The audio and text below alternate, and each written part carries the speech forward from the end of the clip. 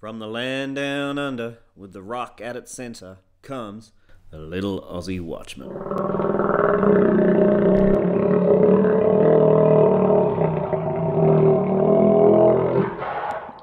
The greatest open secret in the US at the moment is the corruption and criminality on the Clinton machine. The Clinton fix is worse than in, it is overpowering, throwing the whole of the American justice system into illegitimacy. Given the very public and damning evidence of the Clinton corruption, it is inconceivable for anyone who hasn't been brainwashed by the lying media that she hasn't been charged or in jail by now. What is wrong with the American justice system? Is it too under the blackened shadow of the Clinton mafia?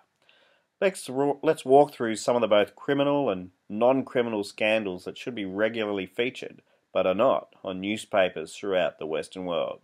Number 1, the Fusion GPS scandal. Here the Clinton campaigning paid anywhere between $9 to $12 million to a company that hired an ex-MI6 agent for fake smear information on Donald Trump.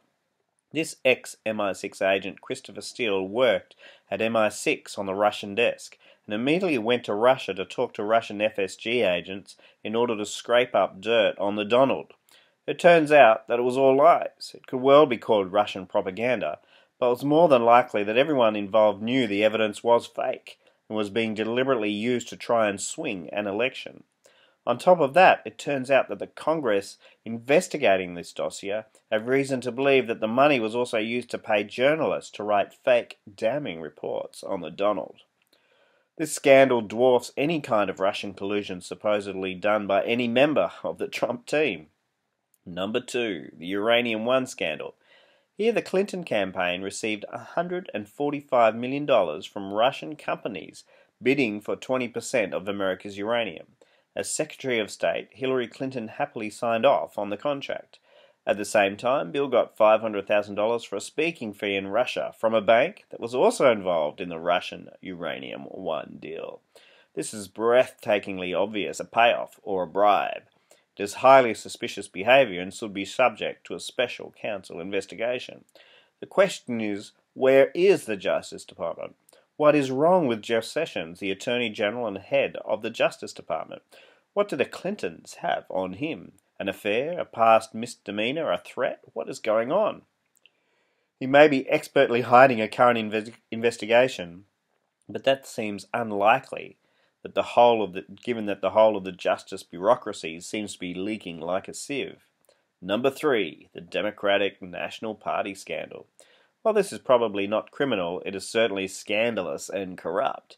The Clinton campaign bought off the National Democratic Committee and ensured Bernie Sanders would not be the Democratic nominee. Remember all those superdelegates that were locked in for Hillary and could not be changed by votes? It turns out that all the money transactions and staff appointments were controlled by the Clinton campaign. If this was controlled, then surely the same money bought and paid for the superdelegates. Number 4, the email scandal. Without relitigating the past too much, I'll walk you through this one. Hillary had top secret information stored in an unsecure server in her house. This should get you into jail. The emails were subpoenaed by Congress. Then the Hillary campaign not only deleted 33,000 of those subpoenaed emails, but also irretrievably smashed laptops and smartphones. This is called obstruction of justice and should get you behind bars. James Comey, the FBI director at the time, wrote his conclusion prior to interviewing Hillary and initially used the words grossly negligent before changing them to extremely careless.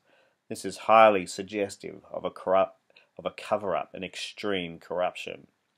It is this type of overwhelming evidence that has many shaking their heads at Jeff Sessions. While I concede he may be very good at hiding present investigations into any one of these scandals, I have to wonder, out loud, who is blackmailing him and with what. It is said that when your leaders are corrupt, what can the righteous do? In this case, the righteous need only to pray for justice.